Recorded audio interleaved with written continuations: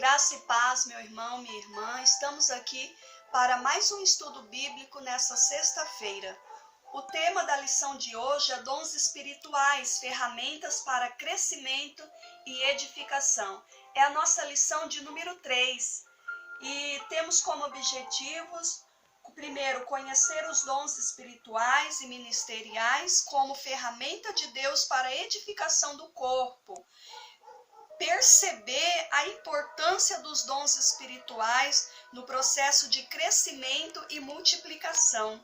E terceiro, nós somos instrumentos, praticar, nós somos instrumentos para que o Espírito Santo manifeste os dons na vida da igreja. E fica a pergunta, você está incluído? Veja bem, queridos, o nosso texto inspirativo são na verdade, 4 textos e eu vou estar lendo. O primeiro texto, Efésios 4, versículo 3 e 4. Façam todo esforço para conservar a unidade do Espírito pelo vínculo da paz. Há um só corpo e um só Espírito, assim como a esperança para a qual vocês foram chamados é uma só. Efésios 4, 8. Por isso é que foi dito, quando ele subiu em triunfo às alturas, levou cativo muitos prisioneiros e deu dons aos homens. 1 Coríntios 12, 28. Assim na igreja Deus estabeleceu primeiramente apóstolos, em segundo lugar profetas, em terceiro lugar mestres, depois os que realizam milagres, os que têm dom de curar, os que têm dom de prestar ajuda, os que têm dons de administração e os que falam diversas línguas. 1 Coríntios 12, 11. Todas essas coisas, porém, são realizadas pelo mesmo e único Espírito, e ele as distribui individualmente a cada um conforme ele quer. A igreja primitiva, ela inicia sua trajetória com a clara operação do Espírito Santo.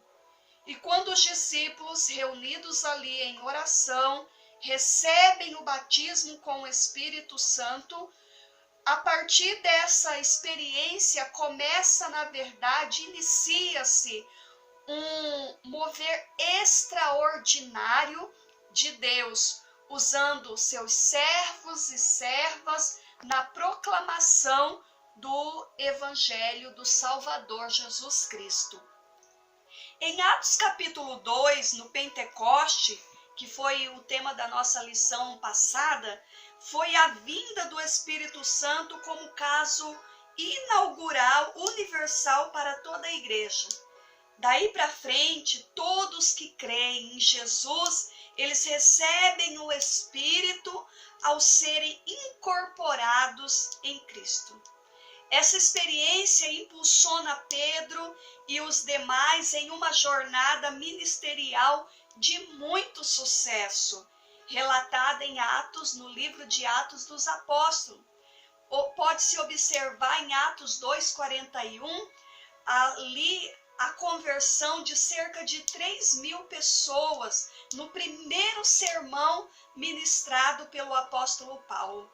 Seguida da organização da igreja, a ordenação dos primeiros diáconos, aí nós vemos a conversão do chamado Saulo de Tarso, depois o envio, ele já não mais Saulo, mas agora Paulo, e o envio dele, conjuntamente com Barnabé aos gentios, vendo a expressão ali, a expansão do evangelho em toda a Ásia, depois chegando à Europa, e assim começa, queridos, essa trajetória da expansão da obra do Senhor, através da descida do Espírito Santo.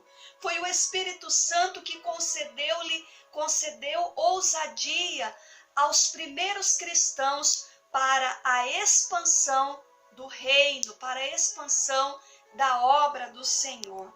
E na lição de hoje nós vamos procurar, queridos, compartilhar alguns conceitos acerca dos dons espirituais e ministeriais, a importância dos dons na igreja nos dias atuais e ainda como cada crente participa dessa realidade. Vem conosco para essa lição. O primeiro tópico é dons carismáticos e ministeriais. Os dons espirituais são a manifestação da graça de Deus concedida pelo Espírito Santo ao homem e são fundamentais ao crescimento e desenvolvimento da obra e desenvolvimento da igreja e também do corpo de Cristo, assim como os dons espirituais. Veja bem, os dons estão à disposição de todos os santos, inclusive de mim e de você. Não são distribuídos para proveito pessoal, mas os dons espirituais são distribuídos com o intuito da expansão, do desenvolvimento, do crescimento da igreja. Precisamos observar que o apóstolo Paulo, em 1 Coríntios, capítulo 12, versículo 3, ele inicia sua reflexão apontando para o senhorio de Cristo como base fundamental para a atuação dos dons espirituais. Não há essa possibilidade de pular, queridos. Não há essa possibilidade. É através do senhorio de Cristo. Acerca dos dons espirituais, sem pretensão de uma lista exaustiva, nós procuramos ser bem breves aqui.